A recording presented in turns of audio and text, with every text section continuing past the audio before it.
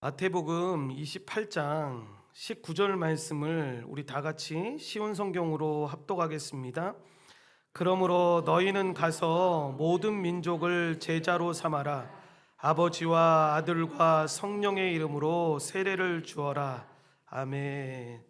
오늘 좀 말씀이 좀 짧은데 한 번만 더 우리 다 같이 한번 읽겠습니다.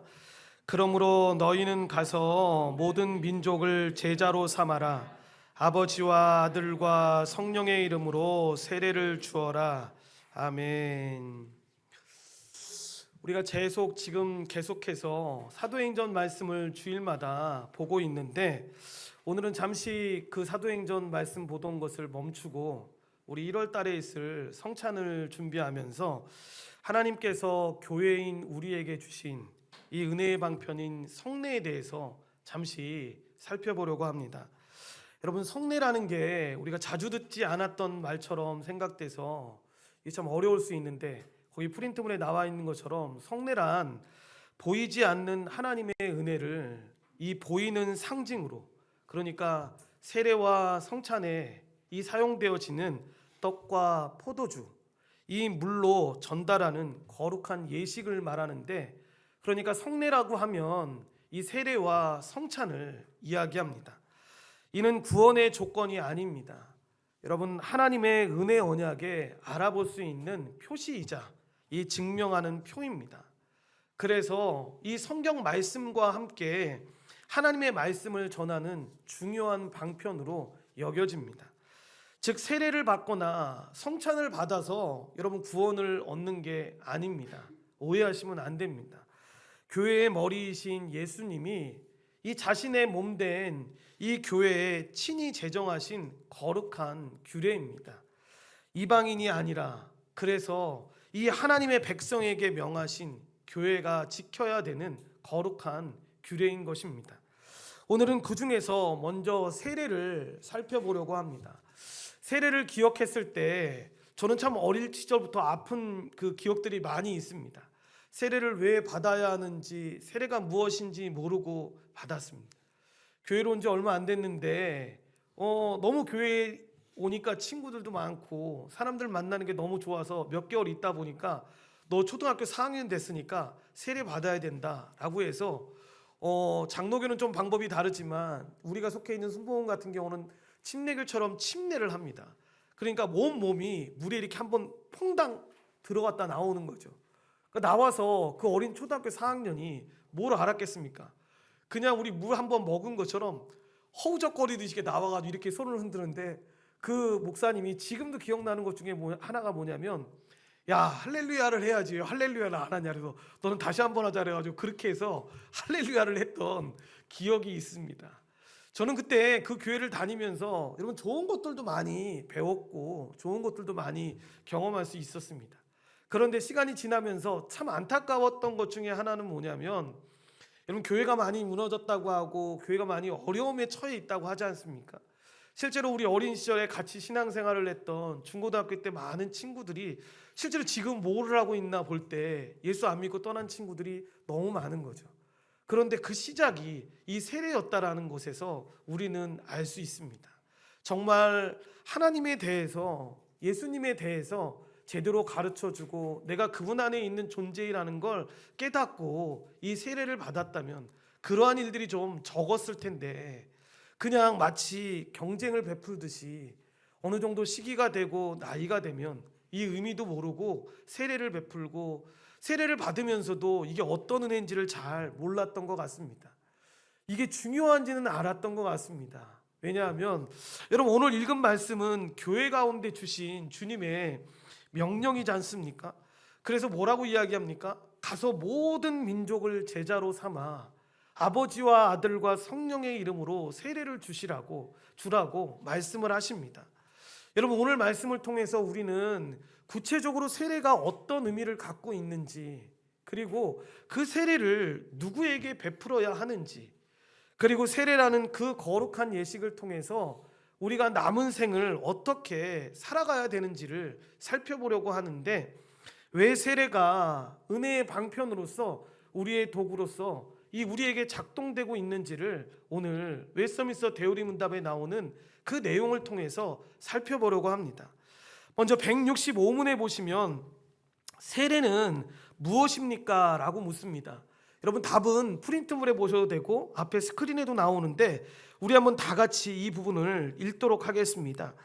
세례는 신약의 성례로 그리스도께서 성부와 성자와 성령의 이름으로 물로 씻도록 정하여 주신 것인데, 이는 우리가 그리스도에게 접붙임 받는 것과 그분의 피로 제사함 받는 것과 그분의 성령으로 중생하는 것과 양자가 되는 것과 영원한 생명으로 부활하는 것에 대한 표와 인이 되게 하신 것입니다.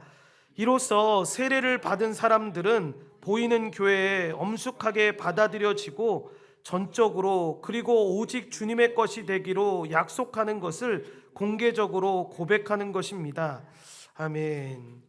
이 예수님께서 이 내용이 뭐냐면 당신의 몸된 교회에 이 은혜의 방편으로 이 세례라는 거룩한 의식을 정해 주셨는데, 그 세례가 무엇이냐라고 물었을 때 그 세례는 그리스도께서 직접 제정하신 성례라는 거죠. 그러니까 사람이 뒤에 이 일을 기념하자라고 생각해서 만든 게 아니라 예수님이 친히 제정하시고 지키라고 말씀하신 성례라는 거죠. 그러니까 이 세례는 신약의 성례라고 이야기하는데, 여러분 그래서 세례는 공적으로 위임받은 사역자가 이 물로써 씻는 성례입니다. 프린트물에 보시면 첫 번째로 이 구약의 할례가, 그러니까 이 할례라는 게 하나님이 아브라함과 그의 가족 그리고 후손들에게 지킬 언약으로서 이 남자가 태어난 지 8일 만에 이 할례를 행했는데, 여러분 이게 그냥 쉽게 표현하면 우리나라에서는 포경수술 같은 걸로 설명을 하는 겁니다. 그런데 이 할례가 어떤 의미가 있는 거냐면 하나님의 나라의 백성이 되었다는 것을 증명하는, 그러니까 언약 백성들에게 명해진 성례였습니다. 그러니까 아무에게나 행했던 것이 아니었습니다. 하나님 나라의 백성들에게 행했던 거죠. 그 세례는 신약의 성례라고 이야기하는 겁니다. 그래서 예수 그리스도가 친히 성부와 성자와 성령의 이름으로 이 물로 씻으라고 제정해 주신 의식입니다. 이렇게 물로써 씻는 건 여러분 에베소서 5장 26절에 나오는 이는 곧 물로 씻어 말씀으로 깨끗하게 하사 거룩하게 하시고 라는 이 말씀처럼 예수 그리스도의 보혈로 이 우리의 죄를 깨끗하고 거룩하게 한다는 의미를 가지고 있습니다. 그리고 이 세례를 설명하면서 그리스도께서 친히 뭐라고 말씀하시냐면 성부와 성자와 성령의 이름으로 이 물로 씻으라고 직접 말씀하시는데, 여러분 삼위의 이름 중에 하나의 이름만 거론된다고 해서, 그러니까 쉽게 이야기하면 우리가 성부 하나님, 성자 하나님, 더 쉽게 예수님, 성령님, 하나님 이렇게 세 분이 중에 어떤 한 분의 이름만 성경에 거론된다고 해서 그러면 구약시대에는 예수님, 성령님이 안 나타나니까 하나님만 일하시던 시대였구나, 그게 아니라는 겁니다. 여러분 예수님의 이름이 불리는 곳에는 항상 하나님과 성령님도 함께 언급되는 것입니다. 무슨 이야기냐면 항상 함께 사역했던 거죠. 항상 함께 공존하시면서 일하시는 겁니다. 그러니까 예수님이 성자와 성부와 성령의 이름으로 세례를 베푼다라고 이야기하실 때에는 예수 이름으로 세례를 베푼다라는 말과 동일한 의미인 것입니다. 그리고 성경에서 이 세례 시에 사용하는 이 물의 양이나 또 이 세례를 줄 때 이 물을 어떻게 사용하는지 그 방식에 대해서는 알려진 바가 없습니다. 예수님이 여러분 요단강에서 세례 요한에게 이 세례를 받으실 때 세례 요한은 이 예수님이 베푸실 성령 세례를 예표하면서 여러분 물로 침례를 주었는데, 거기에 기반해서 여러분 침례교는 지금도 세례를 주는 방식이 침례여야 한다라고 주장을 합니다. 여러분 충분히 저도 일리가 있는 말이라고 생각을 합니다. 그리고 저도 할 수만 있으면 이 침례를 주는 것이 좋다라고 생각을 합니다. 왜냐하면 이 침례의 방법이 여러분 처음에 설명드렸던 것처럼 물에 완전히 잠기는 것이니까, 그리고 나서 다시 물 밖으로 나오는 것이니까, 여러분 이러한 방법이 세례의 의미 중에 하나인 이 그리스도와 함께 죽고 그리스도와 함께 부활한다라는 이 의미를 잘 살리고 있기 때문입니다. 그렇게 옛사람에 대해서는 이제 그리스도와 함께 죽었고 그리스도의 부활에 참여함으로 말미암아 이제 새 사람으로 태어난다라는 그 의미가 상징적으로 보여주는 것이 여러분 침례이기 때문에 침례가 좋다라고 생각은 합니다.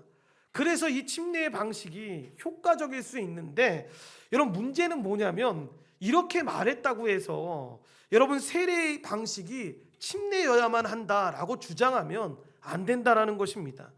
왜냐하면 구약 성경에 보면 여러분 하나님이 구약 백성들에게 이 정결의식으로 정해주신 많은 정결의식 중에 여러분 물로 뿌려서 정결케 하는 의식이 있습니다. 그러니까 무슨 말이냐면 물이 상징하는 그 그리스도의 보혈로 우리의 죄를 깨끗이 씻어낸다라는 그 의미를 표하는 의식인 세례의 방식이 반드시 그렇게 침례가 아니어도 된다라는 걸 여러분 구약의 이 정결의식을 통해서 보여주고 있는 겁니다. 그러니까 교회마다 각 교단마다 여러분 이 세례나 침례의 방식으로 서로 다르게 할 수 있지만 중요한 건 이 의미를 잘 알고 있다면 여러분 그것이 침례든 세례든 상관없이 여러분 그 의미 속에서 나타내려고 하는 그 하나님의 은혜를 누릴 수 있다라는 것입니다.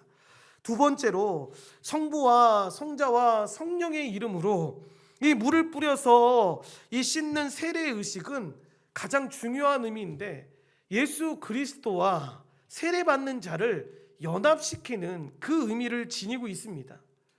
여러분 이를 대요리 문답은 어떻게 지금 설명하고 있냐면 한 나무가 이 한 나무에 접붙여져서 그 나무의 뿌리로부터 영양분을 공급받는 것처럼 예수님과 떨어져 있던 저와 여러분 한 사람 한 사람이 이 세례를 통하여서 영적으로 주님과 하나가 되어서 그 주님으로부터 나오는 모든 그 영양분들을 뿌리 대신 이 그리스도를 통해서 공급받는다라는 것을 이렇게 표시해주고 있는 것입니다. 이렇게 하는 것을 인을 쳐서, 그러니까 도장을 찍어서 확신케 하는 은혜의 방편이 뭐냐? 바로 세례라는 것을 지금 설명하고 있는 것입니다. 그러니까 세례 받기 전에 우리는 이미 그런 사람이 되었지만 이 일을 통해서 보는 겁니다. 아, 이제 그리스도 안에서 그리스도가 주시는 그 영양분을 공급받아서 그리스도가 가지고 있는 그 모든 능력으로 내가 살아갈 수 있는 자가 되었구나 라는 것을 깨닫는 것입니다. 그렇게 우리가 세례를 받으면서 그리고 세례받는 자를 보면서 그의 신앙 고백과 서약을 이 공예배를 통해서 함께 나누는 모든 교회가 이 세례를 통해서 우리도 주님과 연합되었다라는 것을 다 보게 되는 겁니다. 성례인 이 세례를 통해서 확인받고 그 은혜에 다시 동참하게 되는 것입니다. 그래서 그걸 잊었을 때에도 여러분 세례받는 다른 사람을 보면서 그 의미들을 생각하고 다시금 그 은혜로 나아가기에 세례가 은혜의 방편이다, 은혜의 도구이다 라고 이야기를 하는 것입니다. 그리고 세 번째로 세례에 사용되는 이 외적인 수단을 물을 여러분 그리스도의 보혈이라고 여러분 상징을 하는데, 그러니까 그냥 물에 한번 빠졌다 나왔다 이 의미가 아니라 그리스도의 보혈로 마치 이 물을 통해서 우리 몸의 더러움들을 다 씻어내는 것처럼 그리스도의 보혈로 우리의 죄가 다 씻음받게 되었다라는 것을 의미하는 겁니다. 그러므로 믿음으로 세례를 받는 자는 자신이 그리스도의 피로 제사함을 받았다라는 것을, 그리고 물과 성령으로 거듭나서 믿음을 가지게 되었다라는 것을, 그래서 하나님의 자녀가 되었다라는 것을 확신할 수가 있는 것입니다. 갈라디아서 3장 26절부터 27절 말씀을 쉬운 성경으로 합독하겠습니다. 여러분은 그리스도 예수를 믿는 믿음을 통해 하나님의 자녀가 되었습니다. 여러분은 모두 세례를 받아 그리스도와 연합하였으며 그리스도로 옷을 삼아 입었습니다. 아멘. 그래서 여러분 나중에도 이 설명이 나오지만 우리가 유혹을 받아서 흔들릴 때마다, 그리고 죄를 져서 넘어져서 내가 정말 이러고도 하나님의 자녀가 맞나 라는 그 자괴감이 생길 그때에도, 또 시험이 우리의 삶을 흔들어 버릴 때에도, 힘들고 공고해질 때마다 여러분 우리는 세례를 받고, 그리고 세례를 받는 모습들을 통해서 그 세례가 주는 의미를 기억하면서 흔들리고 있는 지금 나 자신의 모습이 나의 그 무엇의 근거에서가 아니라 그리스도의 보혈 때문에 내가 깨끗해졌다라는 것을 알기 때문에 흔들릴 수 없다라는 것, 그리고 그분의 구원 은총 때문에 내가 구원받았다라는 사실을 기억하면서 이 자신의 형편, 자신의 그 연약함 때문에 흔들렸던 그 구원의 확신을 다시 든든하게 세울 수가 있는 것입니다. 그래서 세례가 은혜의 방편이다라고 이야기를 하는 것입니다. 마치 여러분 이건 그런 때의 모습 아니겠습니까? 우리 자녀가 여러분 어떤 큰 죄를 져서 이 일 때문에 아버지와 어머니의 명예를 침해하는 일들이 발생했을 때, 여러분들이 어떤 한 부모의 자녀로 지금 태어나서 살고 있는데, 여러분 그때마다 내가 우리 아버지의 자녀인 게 너무 부끄러워, 내가 정말 우리 아버지의 자녀인 게 맞나? 부끄럽다는 생각까진 괜찮지만 내가 정말 이런 일을 했는데도 불구하고 내가 우리 아버지, 우리 어머니의 자녀가 맞아 라고 생각한다면 여러분 이게 얼마나 큰 착각입니까? 그 행위 때문에 내가 그의 자녀가 되고 그의 부모가 된 게 아닌데, 그냥 하나님이 우리를 선택하시고 그 구원의 은혜를 주셨기 때문에 그렇게 살아가는 것이니까. 여러분 이걸 알았기 때문에 난 이제 막 살아도 돼, 그럴 수 있습니까? 여러분 그렇지 않죠. 정말 부모의 은혜를 잘 깨닫고 살아가는 사람들은 어떻게 살아갑니까? 살아있는 부모에게도 여러분 정말 있는 힘을 다해서 효도를 하고 있는 힘을 다해서 섬기려고 하는데, 여러분 우리에게 베푸신 그 구원의 은혜가 얼마나 큰지를 아는 자라면 여러분 그렇게 막 살라고 해도 살 수 없다라고 말하는 게 로마서에서 말하는 그 은혜인 것이고 우리에게 주어지는 하나님의 은혜인 것입니다. 그리고 네 번째로 세례의 또 다른 의미는, 믿음으로 세례를 받는 자는 예수 그리스도와 영적으로 연합되어서 그의 죽으심과 부활에도 연합단대가 되었다라는 사실을 확인해서 뭐를 깨닫는 거냐면, 자신도 언젠가는 그리스도의 부활처럼 이 영원한 생명으로부터 부활할 것을 믿게 되는 것입니다. 여러분 이를 대요리 문답은 세례가 영원한 생명으로부터 부활하는 것에 대한 표와 인이 된다라고 설명하고 있는 것입니다. 물론 이것에 대한 표와 인만 설명하는 것이 아니죠. 이전에 설명한 내용도 다 포함이 되는 거죠. 특별히 죽음에 대한 두려움이 우리를 덮칠 때, 부활에 대한 의심이 여러분 우리의 영혼을 뒤덮을 때, 이 세례의 의미를 잘 생각하면서 그리스도의 죽음과 이 부활에 내가 지금 연합되어 있다라는 것을 깨닫는 겁니다. 그러므로 그분의 죽으심이 나의 죽음이고 그분의 부활이 나의 부활이라는 사실을 이 세례의 의미를 통해서 확인을 하는 겁니다. 영원한 생명에 동참하는 그 확신을 믿는 신자라면 가지라고 이야기하는 것입니다. 로마서 6장 5절 말씀을 쉬운 성경으로 합독하겠습니다. 우리가 그리스도와 연합하여 그분의 죽음에 참여하였다면 그분과 연합하여 그분의 부활에도 참여할 것이 확실합니다. 아멘. 그래서 여러분 장례식장을 가다 보면 간혹 여러분 우리가 당황스러울 만큼의 장례식장의 모습을 볼 때가 있습니다. 사람들이 갑자기 너무 울고 있고 슬퍼하는 모습은 동일하지만 사람들의 마음 가운데 그 장례식에 갔을 때 평안함이 넘치는 것들을 보는 장례식장들이 있습니다. 여러분 자녀들의 입장에서도 평생을 자기를 낳아주고 키워주신 부모님들이 세상을 떠났을 때 여러분 얼마나 슬픕니까? 당연히 눈물이 나오고 너무 속상한 거 맞죠? 그런데 그들 안에 그 속상함에서 그치는 것이 아니라 그 마음 한가운데 소망이 있는 겁니다. 우리는 다시 본다. 그 그리스도의 부활하심에 참여함으로 말미암아 우리 부모님도 부활에 참여하셨으니까 우리도 부활에 참여하면서 걸어가게 되니까 우리가 다시 만나게 된다라는 그 소망이 있으니까 슬퍼도 그 소망으로 그 일들을 넉넉하게 이겨내는 것입니다. 다섯 번째, 나머지 세례의 의미로 고린도전서 12장 13절은 세례받음의 영적 의미를 한 성령을 받고 마셔 그리스도의 한 몸이 된 것으로 설명하는데, 그러니까 모든 교회의 지체는 각각 삼위의 그 성부와 성자와 성령의 이름으로 세례를 받을 때 그리스도의 한 몸으로 부름을 받고, 그렇게 세례를 주신 주체가 한 성령으로 말미암았다라는 것을 설명하는 거죠. 그러니까 이전에는 내가 예수 그리스도를 믿으면 나 이제 구원받았어, 천국 가, 이렇게 단편적으로 생각했었는데, 이 예수 그리스도를 믿고 구원함을 얻었을 때 그게 전부가 아니라는 걸 깨닫게 되는 거죠.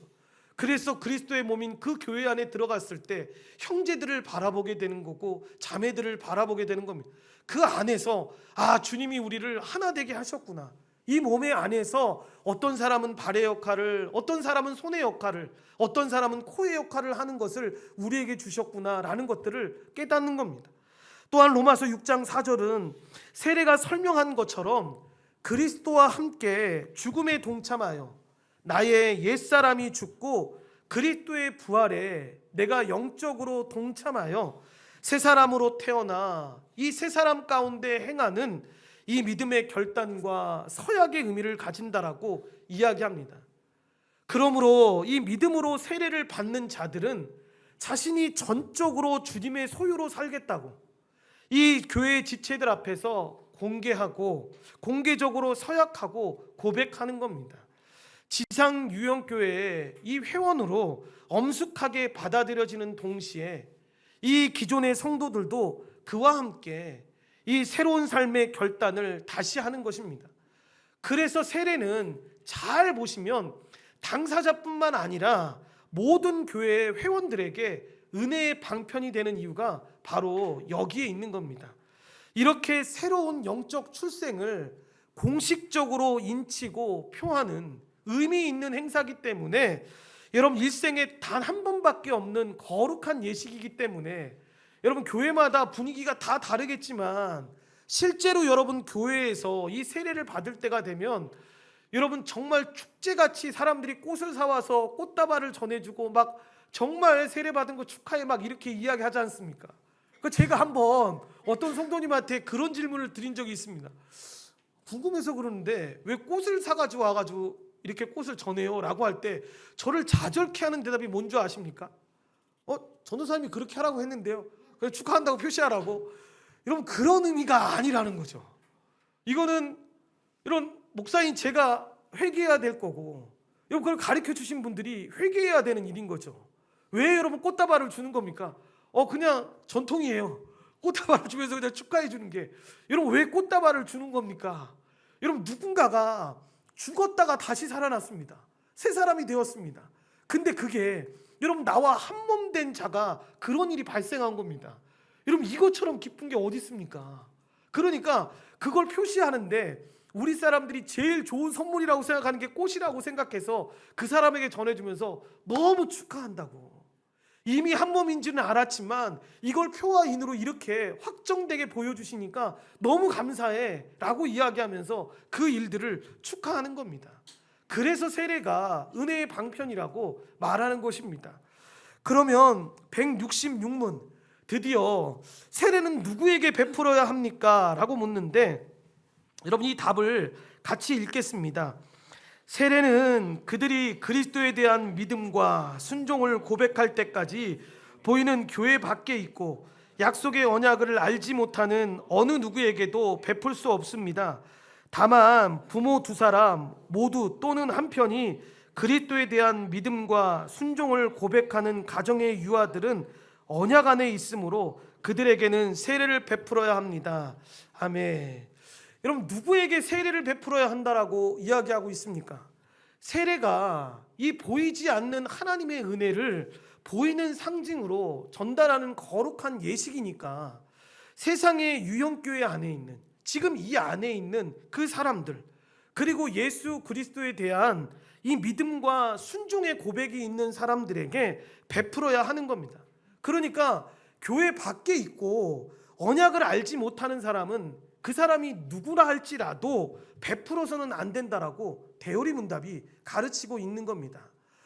얼마 전이 아니죠. 몇 년 지난 이야기인데 어느 한 사진이 여러분 젊은 신학자들이나 이 성경을 공부했던 사람들한테 엄청나게 분노를 일으키는 사진 중에 하나가 뭐였냐면 대통령이 여러분 부활절 예배를 참석할 수 있습니다. 그런데 그 부활절에 성찬을 행했는데 그 성찬에 그 대통령이 참석해서 아무렇지도 않게 마치 술을 먹듯이 떡과 포도주를 먹는 그 한 장의 사진이었습니다. 그때 젊은 사람들이 여러분 목사님들에게 공개적으로 던졌던 질문 중에 하나가 바로 그런 거였습니다. 우리가 이렇게 배웠냐고. 예수님을 믿지도 않는 사람에게 어떻게 그리스도의 피와 살을 줄 수 있고 그걸 아무렇지도 않게 저렇게 술 먹듯이 먹는 사람에게 줄 수 있냐라는 공개적인 질문을 던진 적이 있습니다. 여러분 이건 이 성찬을 집례했던 사람들한테 책임을 물어야 될 내용입니다. 절대로 교회 밖에 있는 사람들한테 이 언약을 알지 못하는 사람들한테는 여러분 이 일을 해서는 안 되는 겁니다. 물론 여러분 세례 같은 경우에도 특별하게 그런 케이스가 있습니다. 죽음을 앞두고 병상에서 여러분 교회에 나오지 못하는 사람들을 경험할 때가 있습니다.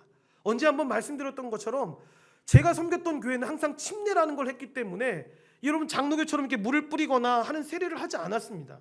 그런데 어떤 젊은 분이 오셔서 부모님이 예수님을 정말 뒤늦게 믿으셨는데 너무 세례를 받고 싶어 하신다. 그래서 정말 세례를 해주실 수가 없냐고. 그런데 여러분 이 누워서 일어나지도 못하는 분한테 어떻게 침례를 행합니까? 할 수가 없는 거죠. 그래서 목사님을 찾아가서 부탁을 드렸습니다. 목사님 이분한테 장로교에서 했던 이 세례 방식대로 해야 될 것 같습니다 라고 하니까 목사님이 많은 사람들이 알면 파장이 일어날지도 모르니까 그냥 가서 조용히 해라. 근데 하는 건 맞아. 해줘야 돼 라고 하면서 말씀을 하신 적이 있습니다. 여러분 이런 경우에는 특별하게 해야 합니다. 그 교단에서 행하는 방법이 아니더라도 그 세례의 의미를 제대로 가르쳐주고 그분이 정말 예수 그리스도를 믿는 사람이라면 그 방법을 해야 합니다. 그리고 여러분 오해는 하시면 안 됩니다. 안 해도 괜찮지 않습니까? 그분 예수님 믿는 것에 대한 사실이 분명하다면 세례를 받지 않아도 되는 거 아닙니까? 이런 경우에는 받지 않으셔도 괜찮습니다. 하나님을 믿는 구원에 여러분 어떤 방법으로 세례가 사용된다라고 이야기하지 않았지 않습니까? 그러니까 죽기 바로 전에 예수님 믿으신 분들 세례하지 않아도 괜찮습니다. 은혜의 방편이기 때문에 여러분 은혜의 도구로 잘 사용하라는 것이지 이거 하지 않으면 구원 못 받으니까 하는 것이 아니라는 걸 기억해야 합니다. 그런 면에서 제일 안타까운 것이 뭐냐면 군대 갔다 오신 분들은 다 알겠지만 여러분 군대에 가보면 이 문제가 참 세례교육이 문제가 많은 것 중에 하나가 뭐냐면 세례교육을 제대로 가르치지도 않습니다. 그리고 세례가 무엇인지에 대해서도 제대로 설명하지 않습니다. 그러니까 내가 지금 믿고 있는 하나님이 어떤 분이신지에 대해서도 제대로 가르쳐주지 않은 상태에서 이 진중세례라는 걸 모든 교단들이 하게 되는데 여러분 군대에서 분명히 어떤 의도로 이 일을 하는지는 압니다. 그냥 군대에서 기독교인이라는 걸 잘 기억해서 잘 살아라는 의미로 하고 있는 거 압니다. 그런데 이것이 여러분 조금의 심리적인 도움이 될지는 모르겠지만 여러분 이건 정말 해서는 안 되는 일입니다. 그래서 솔직히 저는 이 진중세례에 대해서 반대합니다. 요즘 좀 늦게 군대 갔다 오신 분은 어땠는지 모르겠는데 저 때만 해도 진중세례 할 때 여러분 뭐였냐면 초코파이 3개 줄게, 초코파이 4개 줄 테니까 이거 갈 사람 나오라고 하면 정말 저번 주까지 불교가던 애였는데 지금은 PX를 뭐 자주 사용한다고 하는데 그때는 PX를 가지 못할 때였으니까 여러분 이 초코파이 3개는 진짜 무서운 거였습니다. 그러니까 뭐 드라마에 간혹가다 나오는 것처럼 여자친구의 전화를 포기할 정도로 중요한 게 초코파이라고 하는데 여러분 그걸 준다고 하니까 다 가서 그걸 받았던 거죠. 이렇게 세례를 받았던 겁니다. 숫자적으로 이렇게 예수 믿는 사람들이 이렇게 세례를 받았어요. 여러분 이건 큰 의미가 없습니다. 꼭 해야 한다면 여러분 그 사람들에게 세례를 베풀더라도 여러분 지금 받고 있는 그 세례가 무슨 의미인지 신앙을 제대로 점검하고 세례의 의미를 잘 새겨서 그 세례가 그 사람의 삶의 전환점이 될 수 있도록 여러분 도와주어야 합니다. 무의미하게 그리고 습관적으로 그리고 외형적으로 베푸는 이 세례는 반드시 피해야 합니다. 하지만 그런 면에서 흡사 비슷하게 비춰지는 이 유아 세례의 경우는 좀 다릅니다. 여러분, 언약의 가정에서 태어난 자녀나 이 한편의 부모가 그리스도에 대한 믿음과 순종을 고백할 때 그 자녀를 믿음으로 양육하겠다라고 서약하면 여러분 유아 세례를 베풀 수 있다고 합니다. 그렇게 할 수 있는 이유는 그들이 언약의 자녀이기 때문인데, 여기에는 여러분 하나님께서 아브라함과 그의 자손들에게 언약을 맺으시고 할례를 명하신 것에 그 근거를 찾아서 이 유아 세례를 하는 겁니다. 그래서 장로교는 이 유아 세례를 인정하는 정도가 아니라 적극적으로 권장을 합니다.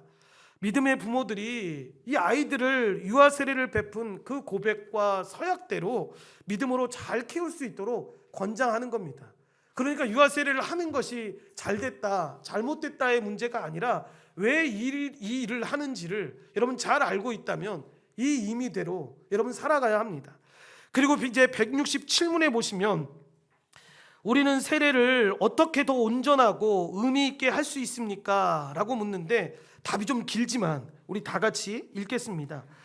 꼭 필요하지만 매우 등한시한 세례를 더 온전하고 의미 있게 하는 의무는 우리가 평생 행해야 하는데, 특히 유혹을 받을 때와 다른 사람이 세례를 받는 자리에 우리가 참석했을 때 행해야 합니다. 세례의 본질, 그리스도께서 세례를 제정하신 목적, 세례를 통해 주어지고 보증된 특권과 혜택, 그리고 세례받을 때 행한 엄숙한 서약을 진지하고 감사하게 숙고함으로써 행해야 합니다. 또 우리가 죄악으로 더럽혀져 있다는 것과 세례를 통해 받는 은혜와 세례받을 때 했던 약속에 우리가 미치지 못하고 오히려 반대로 행하고 있음을 생각하고 겸손하게 행해야 합니다. 또 이 성례 안에서 우리에게 보증된 죄사함과 다른 모든 복에 대한 확신에 이르기까지 장성함으로 해야 합니다. 또 그리스도와 합하기 위하여 세례를 받은 우리는 죄를 죽이고 은혜를 소생시키기 위하여 그리스도의 죽음과 부활에서 힘을 얻음으로써 행해야 합니다. 또 믿음으로 사는 것과 그리스도께 자신들의 이름을 드린 자들로서 거룩하고 의로운 삶을 사는 것과 한 성령으로 세례를 받아 한 몸을 이룬 자들로서 형제 사랑하는 것을 노력함으로 행해야 합니다. 여러분, 굉장히 긴 내용이지만 여러분 성도가 일생을 살면서 이 그의 신앙적 삶이 거룩하게 되어가는 이 과정이나 행위를 말하는 이 우리의 성화에 있어서 아주 중요한 의미를 부여하는 내용입니다. 우리에게는 7번째로 여러분 이 세례를 더 온전하게 하고 의미 있게 하는 의무가 있다라는 겁니다. 이 중요하고 평생 행해야 되는 의무에 대해서 우리가 너무 등한시해 왔다는 겁니다. 그래서 세례의 의미가 어떤 것인지, 그 목적이, 그 본질이 세례를 통해서 우리가 받을 수 있는 그 특권과 혜택에 대해서, 그리고 특권과 혜택을 통해서 우리가 어떻게 살아갈 수 있는지에 대해서 등한시해 왔는데, 대오리 문답은 우리가 그렇게 등한시해왔던 내용들이 우리가 꼭 행해야 되는 의무라고 가르치고 있는 것입니다. 그래서 이 문답을 통해서 다시 한번 확인하고 그 복된 의무 속으로 우리의 삶이 계속해서 진입해야 한다는 걸 가르쳐 주는데, 로마서 6장 4절의 설명처럼 세례는 더럽고 죄악된 삶에서 깨끗함을 받고 이 거룩한 삶으로 살아가는 은혜 방편이기 때문에 단 한 번만 받고 여러분 이미 받았을지라도 그 받은 세례를 더 온전하고 여러분 의미 있게 할 수 있도록 노력을 해야 한다는 걸 이야기하는 것입니다. 특별히 이런 유혹은 여러분 우리가 유혹을 당하거나 시험을 당할 때, 여러분 이런 다른 지체가 세례를 받는 시간에, 그리고 우리가 세례를 받는 그 시간에 이 세례의 의무를 잘 수행해서 더욱더 우리가 어떻게 나아가야 되는지를 발견해야 되는데, 그러므로 내가 세례받지 않는다고 해서 교회의 성례인 이 세례 시간에 멀뚱멀뚱하게 앉아 있는 건 여러분 안 됩니다. 그 지체의 세례를 통해서 내가 다시 이 그리스도에가 연합되었다라는 사실을 확인하는 것이고, 이 세례의 의미와 본질과 이 목적, 그리고 세례가 주는 혜택과 특권들을 잘 생각해서 남은 생에 그 의미대로, 그 본질대로 우리의 삶을 믿음으로 증진시켜 나가야 함을 여러분 대오리 문답이 가르쳐주고 있는 것입니다. 그래서 어린 시절에 이런 믿음이 있던 부모들은 이 의미를 제대로 알지도 못하고 세례를 받는 날 되면 분명히 자신들이 세례를 받았음에도 불구하고 자녀들을 데리고 가서 그 세례 받는 장면들을 보게 했습니다. 여러분, 이 의미를 분명하게 설명해 줬으면 더 좋을 것 같은데, 이 의미를 다시금 기억하는 시간이야, 그 세례의 의미들을 다시 생각하고 하나님의 은혜 가운데 나아가는 시간이야 라는 것들을 설명해 주면 좋다라는 거죠. 그 중에 하나가 8번째로, 옛사람이 죽고 이 새 사람이 사는 이 세례의 의미를 통해서 세례받는 자들은 여러분 늘 이런 세례의 본질적인 의미와 자신이 그 세례받을 때 공적으로 서약했던 그 서약의 엄중함과 세례를 받음으로 인해서 그 유영교회 안에서 누리게 되는 특권과 혜택을 누리면서 그에 합당한 삶을 살 수 있도록 애쓰고 노력했는데, 대요리 문답은 그 문답의 내용, 그 내용들을 너무 우리가 등한시해 왔다라고 상기시켜 주는 것입니다. 여러분은 그 의무를 잘 수행하고 있습니까? 지금까지 우리가 살펴봤던 이 세례받은 자처럼 세례의 목적이나 본질이나 그 의미들, 세례가 주는 그 혜택들, 특혜들, 그러면서 그 혜택들이 누려야 되는 그 거룩한 의무들까지, 그 모든 것들을 생각하면서 받았던 그 은혜들을 다시금 생각하고 더 가치롭게 하는 그의 삶에 정진하라라고 대오리 문답은 이야기하고 있는 것입니다.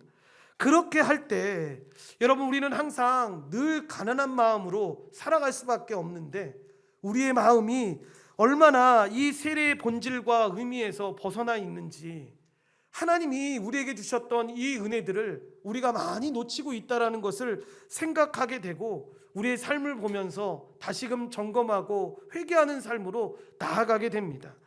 이제 9번째, 그렇게 할 때 우리는 죄악으로 더럽혀져서 이 세례를 통해 받은 그 은혜와 세례를 받을 때 했던 그 약속에 미치지 못하고 오히려 반대로 살아가고 있는 우리의 삶을 볼 때가 있는데, 그래서 우리가 늘 겸손하게 회개하면서 하나님의 은혜를 구하는 것들을 보게 됩니다. 세례를 받을 때 여러분 했던 서약의 내용들을 한번 잘 생각해 보십시오. 세례를 받을 때 했던 서약은 문구의 내용이 문법만 조금 다를 뿐이지, 모든 교회가 네 가지의 공통적인 서약의 내용을 가지고 서약을 하게 됩니다. 뭐냐면, 나는 내가 하나님 앞에서 진노를 면치 못할 죄인임을 알고 오직 예수 그리스도가 우리의 구원자가 되심을 믿으며 그분께만 순종하고 그 가르침의 본을 따라 십자가의 길을 걸어가면서 살겠습니다. 그리고 나는 교회의 관할과 치리에 복종하여 교회의 덕과 화평을 이루는 일에 힘쓰며 교인된 의무와 권리를 바르게 행사하겠습니다 라는 이 4가지의 내용을 가지고 서약을 하고 많은 사람들이 이 세례를 받았습니다. 기억을 못해서 그렇지, 여러분 세례를 받고 나서 저희 같은 경우도 사람들하고 이야기를 해보면 세례할 때 분명히 내가 손을 들고 뭔가를 이야기하고 예 아니면 아멘이라든가 뭔가를 얘기하고 손을 내렸던 것 같은데, 그 내용은 기억하지 못하는 거죠. 지금 대오리 문답이 이야기하는 것처럼 지금 우리가 배웠던 그 내용들을 너무 잊고 살아갔던 거죠. 그 내용들을 하나씩 하나씩 기억하면서 내가 정말 그렇게 고백했던 내용대로 고백하고 있는지, 정말 이 힘들고 어렵다라고 말하는 세상을 살아가면서 구원하실 이가 오직 예수님뿐임을 기억하면서 살고 있는지, 진짜 성령님의 은혜만 의지하고 그리스도를 믿고 따르는 자가 되어서 모든 죄악을 버리고 그의 가르침대로 살기로 서약한 대로 살고 있는지, 이 서약들을 생각해 볼 때마다 자연스레 사람은 그래서 겸손해지고 회개할 수밖에 없는 겁니다. 그리고 나는 교회 관할과 치리에 복종하고 교회의 덕과 화평을 이루는 일에 힘쓰며 이 교인의 의무와 권리를 바르게 행사하기로 서약했는데, 세례가 누구에게 세례를 준다고 했습니까? 교회의 의미를 모르고 교회의 관할과 치리에 복종하는 복이 무엇인지를 모르는 사람에겐 세례를 베풀 수 없다고 했습니다. 세례를 베풀 때 이 모든 내용들을 알고 이 교회 안에 내가 속해서 그 하나님의 치리 안에서 내가 살아가겠습니다. 하나님이 주시는 그 은혜의 방편 안에서 내가 한 걸음 한 걸음 걸어가겠습니다 라고 하는 자들에게 세례를 베푸는 것이니까, 그렇게 고백하고 그렇게 살기로 작정한 것이니까. 여러분, 교인의 의무는 무엇입니까? 주일 공예배에 참석해야 되는 의미가 있는 것이고, 헌금을 통해서 교회의 모든 재정을 힘껏 도우기로 약속하는 의무인 거죠.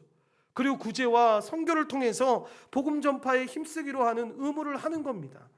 그리고 세례교인으로서의 권리가 무엇입니까? 직분자를 뽑고 또 중요한 교회의 결의를 행사하는 이 투표권을 행사하는 거죠. 그렇게 세례교인이 되어서 지상에 있는 유영교회의 회원이 됨으로 말미암아 이 얻게 되고 지게 되는 이 일들을 하게 될 때 겸손하게 이 일들을 감당하게 되는 것입니다. 그러니까 여러분이 어디에 나가셔도 이 사실만큼은 분명히 기억해야 합니다. 세례받은 자라면 나는 세례받은 세례교인이다. 그 말은 그리스도와 연합한 자다. 나는 교회에 소속돼 있다. 그러므로 내가 잘못하면, 내가 욕을 먹으면 교회가 욕을 먹는다라는 사실을 분명히 기억해야 합니다. 그 사실만 알아도 여러분 어디 가서 혈기 부릴 때 한 번 덜 부리게 되는 것이고 함부로 싸우지 않게 되겠죠. 사람들과의 만남 가운데서도 여러분 그 상황 가운데서도 내가 세례받은 자다, 그리스도와 연합한 자로 내가 살아가는 자라는 걸 아니까 그 일을 기억하고 여러분 생각하면서 말하게 되는 거죠. 주기도문에 나오는 이름이 거룩히 여김을 받으시옵소서가 바로 이 의미인 것입니다. 이제 10번째로 이 내용을 같이 읽겠습니다. 세례는 예수 그리스도가 우리를 구원하셨다는 외적인 표이며 우리의 구원이 예수 그리스도 안에서 확실함을 보여주는 인입니다. 그러므로 믿음으로 세례를 받은 자는 세례를 통해 보증된 죄사함과 다른 모든 구원의 은덕에 대한 확신을 가지도록 자라가야 합니다. 베드로전서 3장 21절 말씀도 쉬운 성경으로 합독하겠습니다. 그 홍수는 이제 여러분을 구원하는 세례와 같은 것입니다. 몸을 깨끗하게 씻는 것이 아니라 선한 마음으로 하나님께 내 삶을 드리며 정결하게 살기를 약속하는 것입니다. 바로 이것을 위해 예수 그리스도께서 죽음에서 부활하셨습니다. 아멘. 여러분, 이렇게 세례를 통해서 세례의 의미를 더 증진시키고 온전해야 되는 의무가 우리에게 있다라는 거죠.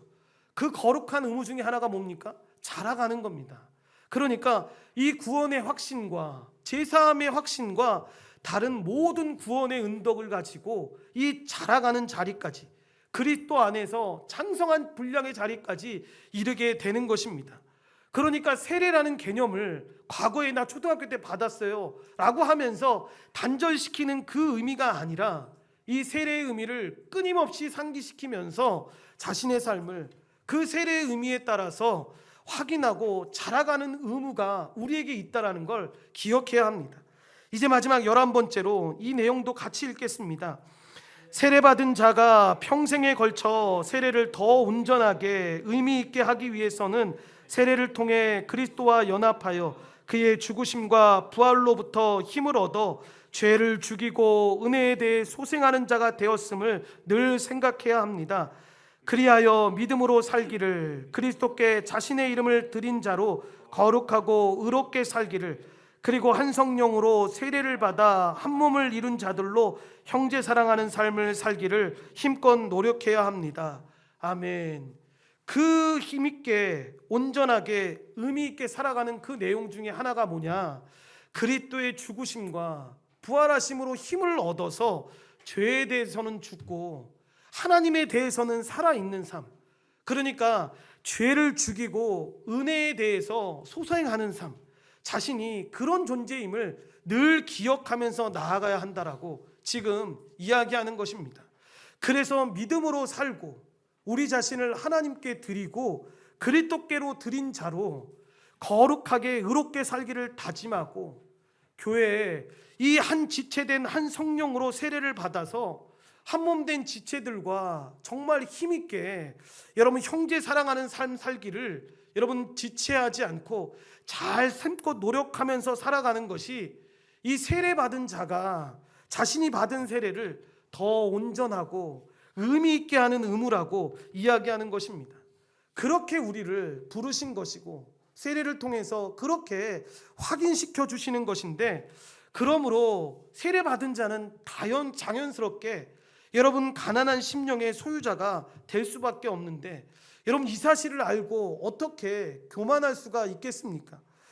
그때 했던 우리의 소약과 동떨어진 우리의 모습을 발견한다면 그때마다 여러분 다시금 하나님의 은혜를 기억할 것이고 하나님의 은혜 앞에 나오지 않겠습니까? 그래서 하나님께 했던 그 서약의 내용대로, 회중들 앞에서 했던 그 고백대로, 예라고 이야기했던 그 고백대로 정말 살아갈 수 있게 우리는 나아가게 될 것입니다. 결론적으로 이제 교훈과 적용을 보면, 세례를 교회의 회원권의 표지로 이해할 때 이 공개적인 고백이 중요한 이유는, 공개적인 고백을 함으로써 여러분 기존 회원들은 저 사람이 우리와 동일한 신앙을 가진 사람들이구나, 동일한 하나님을 동일하게 믿는 사람이라는 것을 알게 되는 거죠. 세례를 통해서 우리가 그리스도의 몸의 지체가 되었구나, 저 사람이 우리와 한 가족이 되어서 살아가고 있구나라는 것을 보게 되는 것입니다.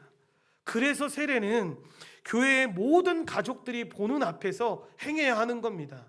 이것도 안타까운 장면 중에 하나인데, 세례 대상자들만, 그리고 세례에 가족되는 자들만 와서 축하를 해주고 하는데, 여러분 실제로는 교인 수가 아무리 많아도, 그러니까 정말 건강하다고 한다면, 교회가 좀 재정이 풍부하다면 이 옆에 세례탕이 있는 게 제일 좋습니다. 모든 사람들이 보고, 세례할 때 어떻게 합니까? 먼저 이 세례를 받았던 사람들이 다 같이 일어나서 먼저 서약을 합니다. 어떻게 서약을 하냐면, 정말 여러분들은 지금 세례 받으려고 하는 이 사람을 가족으로 받아서 그 사람을 정말 그리스도의 몸됨을 확인하고 그렇게 같이 믿음으로 걸어가겠습니까? 라고 먼저 서약을 한 다음에, 그 다음에 받는 그 대상들이 일어나서 이제 저분들과 함께 그리스도의 한 몸 된 그 삶을 누리면서 하나님의 은혜를 누리면서 살아가겠습니다. 정말 우리에게 주어진 의무도 감당하고 우리가 행해야 될 권리도 분명하게 행하면서 그렇게 살겠습니다라고 고백하는 거죠. 이 일이 로마서 14장 7절 8절에 나오는, 우리가 주를 위해 살고 주를 위해 죽는다, 우리 가운데 아무도 자기를 위해 살고 죽는 사람이 없다고 말씀하는데, 여러분 이것이 공개적인 고백입니다. 그래서 당신이 그러냐라고 물어봤을 때 나도 그렇다 라고 해서 서로 확인하고, 여러분 그렇게 되는 게 교회입니다. 이렇게 살겠습니다 라고 하는 것인데, 그럼으로써 교회가 보존되는 겁니다. 그래서 자신의 이 신앙을 공개적으로 고백하는 것이 참으로 중요한 것인데, 여러분 이걸 참 어렵게 생각하면 안 됩니다. 확인을 하고 또 확인이 잘 안 되면 그거를 확인할 수 있는 기회를 드리고, 또 아직 거듭나지 않았다고 하면 여러분 그분이 거듭날 수 있도록 기도하면서 도와주는 게 합당한 겁니다. 여러분 이게 어려운 과정이 아니라, 우리 여러분 결혼식에서 하는 공개 서약과 유사점이 굉장히 많습니다. 제가 요즘에 결혼식을 가면 굉장히 우려스러운 장면 중에 하나가 뭐냐면, 예전에는 여러분 서약을 했던 거 아십니까? 기독교를 안 믿어도 서약을 다 했습니다. 그게 뭐였냐면, 주례자가 여러분 머리에 팥뿌리가 되도록 이 사람과 평생을 살겠습니다라고 서약을 했지 않습니까? 그러면 신랑이랑 신부가 아주, 신부는 수줍스럽게 이러면서 신랑들은 네! 그래서 막 소리 지르고 그랬지 않습니까? 근데 이게 여러분 이게 정말 이게 왜 했는지를 사람들이 잘 모르는데, 여러분 결혼식에 하객으로 참석한다는 건 뭔지 아십니까? 제가 내 결혼식 왔으니까 나도 가야 돼, 이게 아닙니다. 여러분 증인으로 가는 겁니다. 서약을 하는데 내가 지금 증인으로 서서 그 결혼을 서약하는 겁니다. 그러니까 쉽게 이야기하면 뭐냐면, 지금 철원형제하고 미내자매가 있는데 결혼할 때 철원형제가 미내자매한테 죽도록 잘하겠다고 서약을 했습니다. 근데 결혼했는데 이게 웬걸 지금 엄청 잘하니까 이렇게 비유하는 겁니다. 오해하시면 안 되는 게, 엄청 잘하는데 결혼하자마자 뭐 이런 인간이 다 있나 생각할 때 저 아내한테 못하는 겁니다. 여러분 그때 교회는 어떻게 해야 됩니까? 결혼식에 참석했던 증인들은 어떻게 해야 됩니까? 가서 철원형제를 잡아야 합니다. 뭐라고 잡아야 하는 겁니까? 야, 내가 그때 증인으로 그 일을 했잖아. 네가 그렇게 한다고 해서 내가 증인으로 섰는데 너 왜 그렇게 살아? 네 아내를 정말 내 몸처럼 사랑하면서 끝까지 사랑해줘야지. 아내도 만약에 남편한테 공경하면서 이렇게 하라고 했는데 안 하고 있다, 남편을 그냥 돈 버는 사람으로만 알고 있고 무시하고 있다, 그러면 여러분 가가지고 반은 잡아야 합니다. 얘기를 해야죠. 너 왜 그딴 식으로 인생을 사냐고. 돈을 적게 벌어도 하나님의 질서 안에서 그렇게 세우셨으면 남편을 공경하며 살아야지, 존중하면서 그렇게 살아야지 라고 이야기를 해야 하는 겁니다. 제가 너무 열을 내서 얘기하니까 우리 집이 그렇다고 생각하시면 안 됩니다. 저희 집이 그렇지는 않습니다. 근데 서약의 의미가 그런 겁니다. 교회의 가장 중요한 문제도 다른 게 아닙니다. 이 멤버십이죠. 나는 성경에 말씀하시는 대로 여러분 주님을 믿습니다. 주님께 헌신합니다. 이 당연하게 나는 교인들을 사랑하고 하나님이 말씀하신 대로 그렇게 교회된 몸된 교회를 사랑하면서 섬기겠습니다. 이 고백을 먼저 했던 자들이 있는 거고, 뒤에 와서 그 성경에 나오는 내용들을 고백을 하면서 저도 그렇게 살겠습니다라고 이야기하는 거죠. 그러니까 갈라디아서에 나오는 말씀처럼 유대인이든지 헬라인이든지 저 사람은 우리하고 다른 종족이니까 내가 저 사람 사랑할 수 없어, 이게 아니라 그리스도 안에서 모두가 다 한 몸이 되었다고 하니까 그 안에 들어온 자들은, 그리고 그 신앙 고백을 하면서 같이 살아가는 자들은 그렇게 섬겨야 되는 거죠. 그렇게 사랑 안에서 나아가야 되는 거죠. 그래서 그 내용들을 확인하는 게 이상한 게 아닌 거죠. 우리가 믿고 있는 그 하나님을 그 사람이 동일하게 고백하고 있나, 그리고 그 사람이 믿고 있는 그 내용들이 잘못된 내용들이 있다면 여러분 성경을 통해서 무슨 말씀을 하고 있는지를 찾아보고 확인해야 되는 겁니다. 우리 교회가 여러분 그런 교회로 잘 믿음 안에서 걸어가기를 소망합니다. 그래서 바라기는 개인주의의 이 세례를 듬뿍 살아가고 있는 이 시대 가운데 하나님 그리스도의 몸된 교회임을 기억하고 모든 사람들이 다 한 몸임을 깨닫고 제대로 이 세례에 대한 의미를 배워서 세상의 방식으로 교회를 살아가는 게 아니라 하나님이 주시는 그 은혜의 방식대로 잘 살아갈 수 있게끔 하나님 도와주십시오 라는 교회가 되기를 원합니다. 제가 프린트물을 제공했던 이유 중에 하나는 뭐냐면 거기에 수없이 많은 말씀들이 있는데 다 읽지를 못했습니다. 집에 가셔서 한 번씩 읽어보시라고. 그 내용들을, 오늘 말씀을 전했던 이 내용들이 그 말씀을 기반으로 해서 이 내용들이 전달한 것이니까 세례를 기억할 때, 왜 세례를 우리가 정말 받을 때마다 다시 의미를 생각해야 되는지를 생각할 때 여러분 이 말씀을 잘 기억하시고, 성찬을 대할 때 세례를 꼭 기억해야 되기 때문에, 이게 중요하기 때문에 오늘 말씀을 전했는데, 이 풍성한 은혜들이 우리 가운데 넘쳐나서 하나님이 주신 은혜의 방편들이 우리 모두에게 정말 충만하게 부어지게 되기를 간절히 축원드립니다. 기도하시겠습니다. 하나님 감사합니다. 하나님의 은혜 가운데 주의 백성들을 불러주시고 인도하여 주셔서 특별히 우리가 성찬을 준비하면서 먼저 우리가 살펴봐야 될 세례에 대해서 살펴보았습니다. 누가 교회인지, 누가 그 교회로서 세례를 받고 정말 그 은혜들을 누리게 되는지를 살펴보았습니다. 하나님, 우리가 너무 이 사실에 대해서 하나님 잊어버리고 너무 등한시하고 살았던 것들을 보게 됩니다. 이 세례의 의미들을 잘 기억하고 우리의 삶들을 다시 점검하면서 하나님이 이 세례를 우리에게 베푸신 그 은혜들, 그 의미들을 기억하고 그리스도 안에서 연합되어져서 한 몸으로 살아가는 존재가 얼마나 큰 은혜이고 복된 은혜인지, 그 은혜가 우리가 힘들고 어려울 때, 낙심했을 때, 문제가 많아서 좌절할 수밖에 없다라고 생각하는 그때 그리스도의 그 안에서 그 모든 것들을 누릴 수 있다는 걸 우리가 깨닫고 하나님 앞에 나아갈 수 있도록 주님이 도우시고 인도하여 주시옵소서.